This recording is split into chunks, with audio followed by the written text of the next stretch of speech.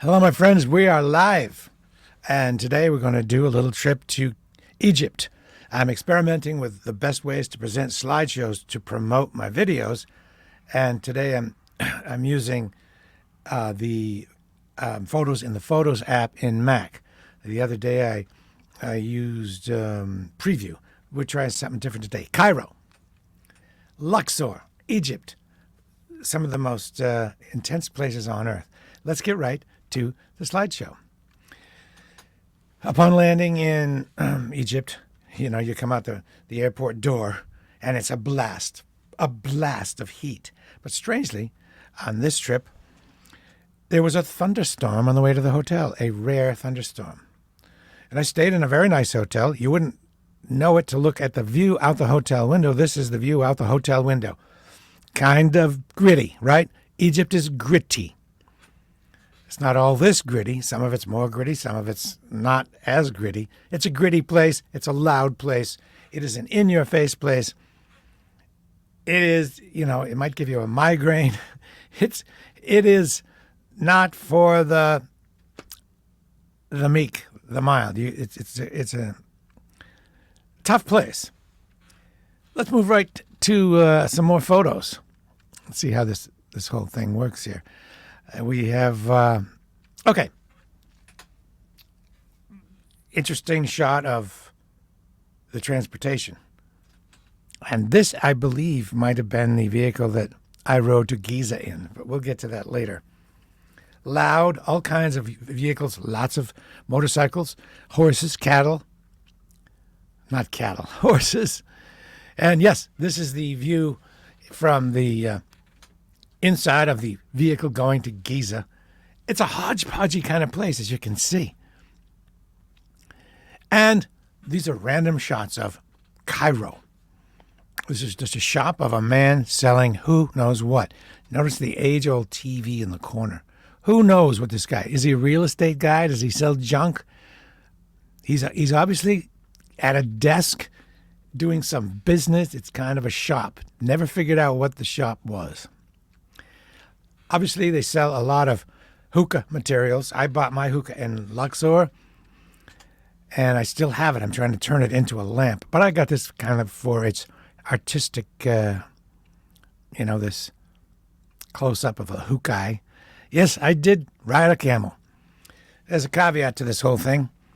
I mean, you're a tourist, and it's not as bad as Turkey, as Istanbul, but the hucksters, the people that are trying to sell you stuff, including services like rides on camels, are in your face. And once you get on the camel, they're going to try to, maybe sell you something, have you go on the camel for a longer ride. This one guy's like, come over to my house for supper. Trust me, it's not because the guy had a special relationship with me. It's somehow that was going to cost me more money and make him more money. This is the base of the Great Pyramid. When you get up close to it, it's more chunky. But bear in mind that when they built them, there was a sheet of smooth white limestone covering all of these. It must have been something to see. More just random shops, extremely random, as you might see. And that's kind of the excitement of it. You just do not know what's up and what's coming next. This is a street called Tentmaker Street. And this was one of the more real photos that I took, I think. A real, this is Cairo kind of thing. Men sitting, smoking tobacco, having tea on Tentmaker Street. Tentmaker Street's a street out and back of one of the other streets where they sell stuff. This is more where the warehouses are to keep inventory. As a matter of fact, I bought a hookah in Luxor, and I wanted to get a leather hose for it. And so this little kid took me up to Tentmaker Street and opened this big kind of warehousey door. There were hundreds and hundreds and hundreds of leather hookah pipes. I got one for $3. Not the pipe, the hose. And I still have it. I still have it now. It's 3 feet away from me. Tent Maker Street. Obviously, they made tents there at one point. This is another, just a place to hang out. Very esoterically, is that the word? Well, decorated in a cool manner. And I'm using my pipe, my hose in their hookah pipe. You see Mona Lisa in the corner. Is that a TV in the back? That's back when I had different glasses and I had no beard. I actually like me better now. Random Street, it is a busy, loud place. You want some orange juice? No problem. Plenty of orange juice. The traffic is so loud, and the smell of the exhaust. You can get a headache, to tell you the truth. I know it doesn't sound very inviting. This is me kind of grumpy, smoking a hookah. Shouldn't have included that ugly photo. This is obviously a cotton warehouse. That is Egyptian cotton in a pretty early state, I guess. Well, no, a mid state. Like having been pulled out of the bales. One of my favorite photos ever. I got lost, really, really lost, kind of on purpose, in the back streets of Cairo. Way back there. And this is one of those implied action, implied movement kind of still photos. The balance of this thing is just great. The kid's just great. Guy walking by is just great. If I do say so myself, that is a museum quality photo. I've seen lots of photos not that good at the MFA. Now, the pyramids and stuff. Giza is not that far from Cairo, as a matter of fact. This is shot from a building in Cairo with my old video camera that it, zoomed in as much as it could. And there are the pyramids from a tall building in Cairo. And you take some sort of transportation. I took a taxi. And you can ride a camel. And you probably should do it if you've never ridden a camel. Yes, it's a touristy thing to do. But look, you rode a camel at the pyramids. It's the problem of the must-do thing. You must do it. They know you must do it. It's going to cost you. They're going to want to get some more out of you somehow. It's like the snake charmers in Morocco. This, to me, the Sphinx, is the most amazing human-made thing I've ever seen. It just blows me away. I understand the enormity of the Great Pyramid, but the Sphinx does it for me. It's so creepy, right? These are massive. This is Luxor, by the way. This is not Cairo. This is Luxor. And it's interesting to see just how big these things are. And the reason I leave the people in the foreground there is so you can see the scale of these monsters. There, the Sphinx. There's a whole lot of stuff there that they still haven't discovered. This is one of my favorite. This is a still actually taken from a video. And by the way, to see the Luxor video, go to my YouTube travel channel, Bradley J. Travel. And I'll leave the link to that in the description below. I'll post this on YouTube. And if you're seeing this on YouTube posted, hit the link to the videos below in the description. Luxor. I take pictures of hotels. This was the Winter Palace. It was a splurge. This is where, King Charles stayed. Lots of famous people stayed. The greats, the near greats, and the in greats. I'd be both a near. No, I'm not an in great. I'm a near great. It doesn't look fabulous, but it kind of is. We'll see the common area. There's the common area. Old school. Right out that door, right across the street, is the Nile, maybe 50 feet away. Old school elegance. The Winter Palace, Luxor. Again, the Winter Palace in Luxor. We saw this guy. He's the guy on the way to No, wait, no, he's a different person. Maybe I had this all wrong. It says Mahmud Luxor. Just because it says that on there doesn't necessarily mean that's where we are, but it could be. Little story here. When you buy stuff in these shops, high pressure. If you go in some of the narrow shops, they physically won't let you out.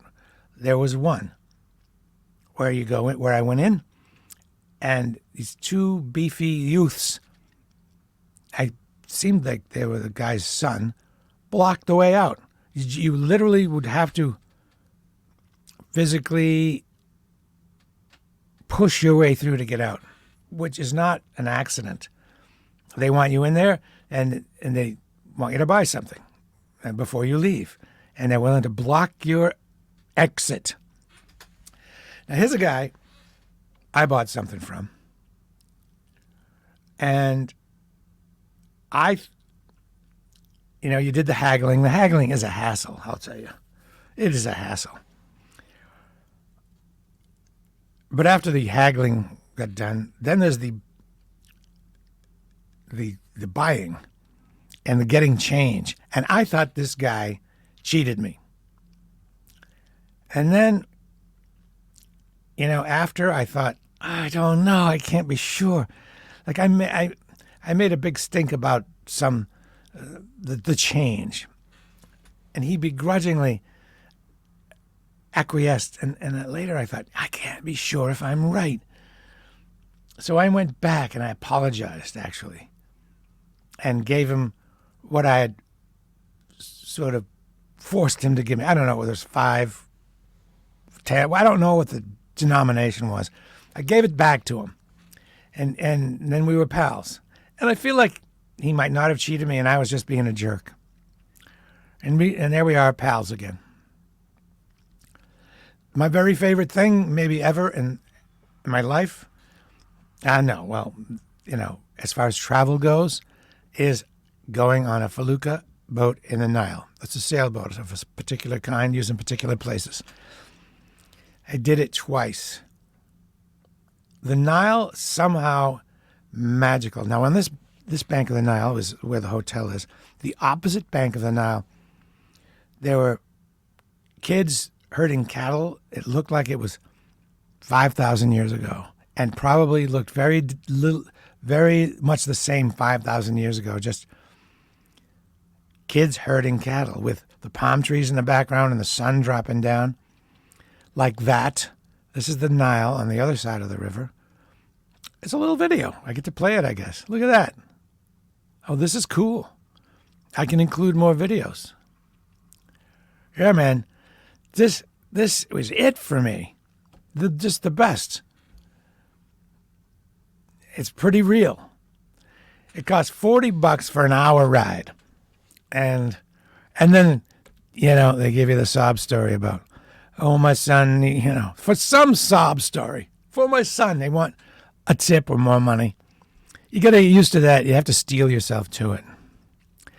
I hadn't thought about showing video shorts before in these slideshows, so that's great.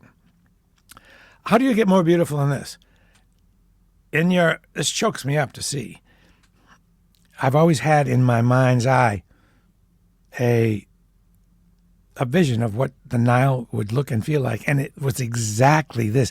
It looks like the Bible little workbooks from Sunday school that you'd have to read the stories about Jesus and back in the day, and you'd have to answer questions and stuff in these little workbooks. And they had little pictures. It looked exactly like this. It's out there. There's a warm breeze coming off the desert. There's the sound of music coming from somewhere, and it didn't seem recorded. It probably was. But out over the water, some boat had indigenous music playing. Oh, this is so good. This is the other bank of the Nile that I talked to you about, where it looked like 5,000 years ago. You can't quite see, I don't think, the kids with the cattle. But, don't you know what I mean? It looks so ancient. And I think we're at the end of our show here. So, in order to see the entire video, and there are multiple videos, go to Bradley J Travel, and there are playlists there, and there's an Egypt playlist. You can also type in Bradley J Travel on YouTube with Egypt, Bradley J Travel Egypt on YouTube. And I really appreciate this. I appreciate your time. As far as going to Egypt now, it's interesting. We always wonder, is it dangerous? Dangerous compared to what? Driving on 128 is more dangerous. Could there be some terrorist act? Could you get kidnapped? Yeah, sure. But could you die on Route 128? Yes, yes, and yes. Is it more dangerous than New York City? No, probably not. Is it more rewarding than New York City? Oh, yeah.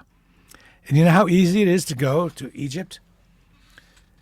You buy a ticket. You get on the plane. You get off the plane. Boom. You did it. Just know it's going to be loud and fast. And people are going, you are an American, and they know you are rich.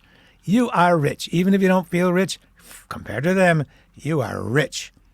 They know it, and they're going to try to sell you stuff.